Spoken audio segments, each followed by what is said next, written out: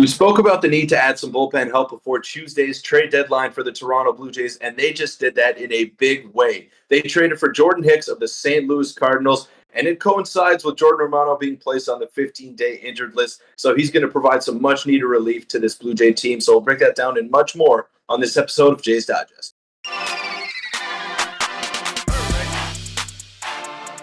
What's up, Jays fans? I'm your host, Peter Vryonis, alongside host Nick Gosse. And the news just dropped a couple of minutes ago that Jordan Hicks is now a Toronto Blue Jay. We're not sure what the return is yet for the Cardinals, but this is a big-time move for Ross Atkins and company. And it was a long time coming because Jordan Romano got placed on the injured list just a couple of days ago, yesterday, actually, and he's going to miss at least 2 weeks of action. And the Jays got a huge stretch of games coming up here in the next 15 days. So this was a much-needed move, someone that's going to provide some much-needed relief to this bullpen and throws absolute gas as well. Yeah, this is a big addition for the Jays. Probably the best, realistic target the Jays could have got for a bullpen arm. And like you said, we don't know what the return is yet, but we'll have another video, of course, breaking everything down. This is kind of our immediate reaction.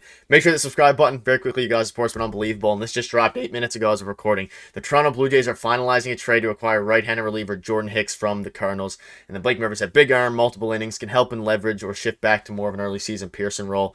The Jays needed an extra bullpen arm. And, the Jays just came off a pretty heartbreaking loss against the Angels in a game that Jimmy Garcia, his third straight game, he hasn't really been performing too great. And what a time for the Jays to trade for someone who's been up and down throughout his career. He struggles with walks, but his last 36 games, I'll show you guys in a second, has been absolutely dominant. And he is the hardest thrower in baseball. The Blue Jays got the hardest thrower in baseball, Peter. And I couldn't be more excited. I don't know what the return is. And again, we'll have another video breaking that down, maybe even later tonight. But what are your initial thoughts on this trade, knowing what we know for now?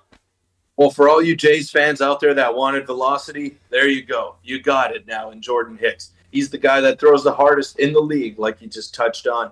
He's got unbelievable stuff, just absolutely electric. Does give up his fair share of walks, but look at the early returns that the Jays have gotten on Genesis Cabrera from the St. Louis Cardinals. Whoever is working their magic out there in the bullpen, whether it be David Howell, whether it be Pete Walker with the pitching staff, they've done a phenomenal job at keying in these pitchers and having them commanding that zone. Genesis Cabrera, we've been very happy with the early returns that we've gotten on him. 3 great outings, 4th today, actually, and he's looked amazing in a Blue Jays uniform. He's someone that's been on their radar for a long time before they even traded for him, and I'm sure Jordan Hicks is no different. He's I don't know if he's an impending free agent. I'm not sure about his contract status, but he was working on an extension with the St. Louis Cardinals. They ultimately were not able to get that done, and now he's a Blue Jay. He's going to bring that electric stuff to the bullpen.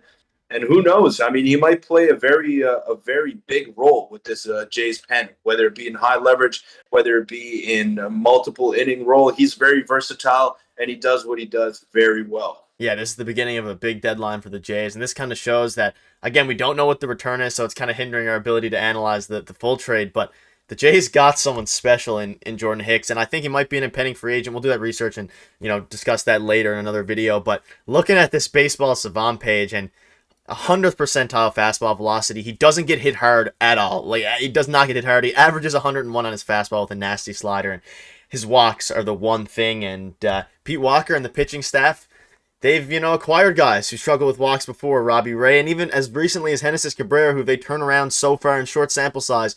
They can target guys and tell them to use more pitches more often, like Genesis Cabrera using his other pitches. And I'm just super excited, and maybe I'm overreacting here, but looking at his stats recently, his last 36 innings pitched, he's pitching to a 2.25 ERA and with a 1.92 FIP. And Peter, he's going to be a guy for the Blue Jays this season, and this is a move that you need to make if you're going to want to, contend for a World Series, for the playoffs, or even go for that number 1 spot in the AL East down the stretch. You need deep bullpen, and our bullpen now might be the best in the American League with this addition.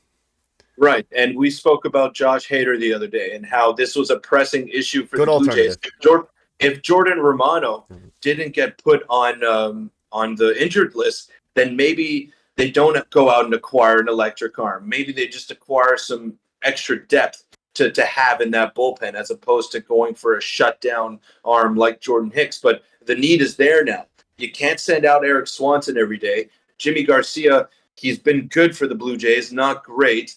But you can't send him out there in the 8th, 9th inning to get those big outs for you. He just hasn't been that guy this year. Jordan Hicks has the potential to go ahead and do that. He's actually been closing games for the St. Louis Cardinals. Granted, they're not a great team. They don't have a great bullpen, but he's been occupying those high leverage spots for them, and he's been doing a very good job at that as well. So I'm very happy with this trade, despite the return. I don't have to know what it is. If as long as it's not Ricky Tiedemann, I'm happy with the trade. And this is a big move for the Blue Jays, something that they needed to do. And like you said, Nick, it's the start of a big deadline. They're not done making moves. No, and we saw that Tommy Pham is a guy who's looking to be on the move. He's not traveling with his current team, the New York Mets, so maybe the Jays go for him. But we spoke about this on text, Peter, at the Jays, and you said it to me that the Jays are going to make a move, and this is as big of a splash as you could really start the free agency off from the bullpen perspective, aside from Josh Hader, because the Jays, they have a couple guys who throw hard. Nate Pearson and Jordan Romano is the two main ones. Jimmy Garcia gets up there, but we've never really had a guy,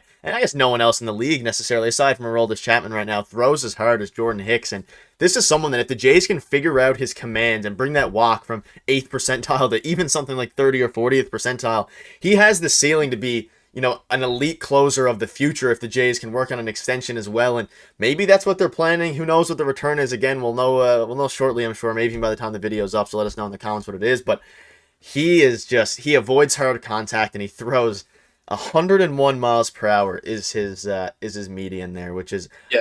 You'd have to be excited for that, because at the very least, you have a guy who has all the tools in the world. It's better than getting someone who throws 92, 93 like we have in the past with Anthony Bass and some other guys like that. Even Zach Pop throws 94, 95. This is an elite arm, and he can get strikeouts when they need it. With the new Manfred rule, he's a 92 percentile strikeout rate, which is something we should also touch on here, because he strikes out so many hitters. And I'm just amped here, and this is the start of something big, I think, for the Jays. But he could be a huge piece, and I think this is going to, depending what the return is, another masterclass for Ross Atkins. Because I don't know if you saw, Peter, a report came out that the Dodgers and Rays were also the up-running finalists for Jordan Hicks, but we outbid him, which is a bit scary. Must have been, yeah, that is a little bit scary. Must have been a pretty good return that the St. Louis Cardinals got for Jordan Hicks.